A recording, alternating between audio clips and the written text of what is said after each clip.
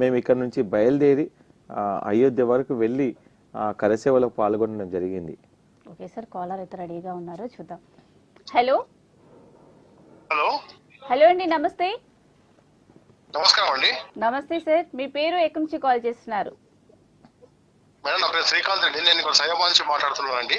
శ్రీకాంత్ రెడ్డి గారు, so live చూస్తున్నారండి. ఈ రోజు మనతో పాటు లైవ్ లో ఉన్నారు బాలకృష్ణ గురుస్వామి గారు ఉన్నారు. లైవ్ లో లేదండి, ఇక్కడ టెంపుల్ లో ఉన్నాను. టెంపుల్ ఇక్కడ ఎల్సీడీ పెట్టారు కదా, ఇక్కడ ఉన్నానండి.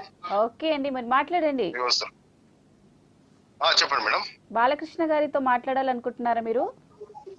అవునండి, మాట్లాడండి సార్. జై శ్రీరామ్ శ్రీకాంత్ స్వామి. జై శ్రీరామ్ బాలస్వామి. అదే ఈ రోజు యావత్ ప్రజానికానికి తెలియాల్సింది ఏంటంటే, ఆ రోజు మనందరం కలిసి కరసేవకు వెళ్ళాము. మన ప్రాణాలను సైతం మనము పణంగా పెట్టి ఈ దేశం కోసం, అదేవిధంగా మన రాముని ఆలయము మన రాముడు పుట్టిన స్థలంలోనే కట్టాలని చెప్పి మనం అందరం వెళ్ళడము ఈరోజు నిజంగా ఆ సంతోషానికి అవధులు లేకుండా పోయింది. దానికోసం మీరు కూడా మీ అనుభవం చెప్తారని చెప్పేసి ఈ ఫోన్ కాల్ తీసుకోవడం జరిగింది. తప్పకుండా స్వామి, చెప్పండి, లైవ్ నడుస్తుంది స్వామి. ఓకే అండి స్వామి, నేను మా బస్తీలో సైదాబాద్ నుంచి వీర సావర్కర్ శాఖ నుండి 23 మంది బయలుదేరామండి. మొదటిసారి 1990లో, మొదటిసారి కరసేవలో. అప్పుడు మా అందరినీ అలహాబాద్ వరకు, అక్కడ అలహాబాద్ రైల్వే స్టేషన్ అరెస్ట్ చేయడం జరిగింది. మాతో పాటు కీర్తి నరేంద్ర గారు, ఇంకా చాలా మంది బీజేపీ ఆర్ఎస్ఎస్ కార్యకర్తలు ఉన్నాను. తర్వాత అక్కడ నుంచి మమ్మల్ని బస్సులో మిర్జాపూర్ జైలు తీసుకెళ్లి అక్కడ 18 days జైలు పెట్టారండి. తర్వాత పెట్టిన తర్వాత రిలీజ్ చేశారు, అది ఫస్ట్ టైం. తర్వాత 92లో డైరెక్ట్ కేంద్రం రాష్ట్రంలో అక్కడ మన బీజేపీ ప్రభుత్వం డైరెక్ట్ ఒక దేవాలయం వరకు వెళ్ళామండి. అక్కడ మేము December 2కి వెళ్ళామండి. తర్వాత 3 రోజులు అక్కడ మాకు ట్రైనింగ్ ఇవ్వడం జరిగింది, ఏ విధంగా అది ఆ వివాద కట్టడం ఏ విధంగా ఇది చేయాలని.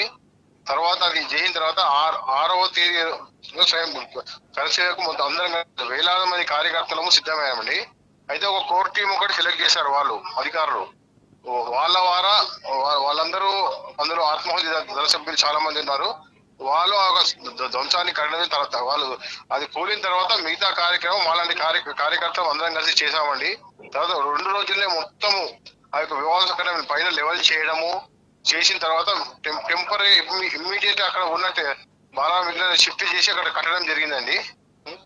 తర్వాత 8వ తేదీ ఉదయం కేంద్ర బలగాలు రావడం వల్ల అక్కడ అందరము ఉన్న ఫలంగా అదే 8వ తారీఖు అక్కడ బయలుదేరి రావడం జరిగింది. అక్కడ ఏ ట్రైన్ దొరికినా, ఏ రైలు వచ్చినా, ఏ బస్సు వచ్చినా అయోధ్య నుంచి వెళ్ళిపోవడం జరిగింది. ఎందుకంటే పరిస్థితి అలా ఉండే అనమాట. పరిస్థితి చేయదాటిపోయింది. పోలీసులు లాఠీ చార్జ్ చేయడం, ఫైరింగ్ చేయడం అంతా జరుగుతుందండి. తర్వాత ఎన్ని సంవత్సరాలకు లక్షలాది మంది, కోట్లాది మంది భారతీయుల కళ నెరవేరిందండి. ఇది మన ప్రియతమ ప్రధానమంత్రి నరేంద్ర మోడీ గారి కమలము చేయడం అందరికీ సంతోషకరం అండి. హలో శ్రీకాంత్ గారు. ఓకే, ధన్యవాదాలండి. Thank you.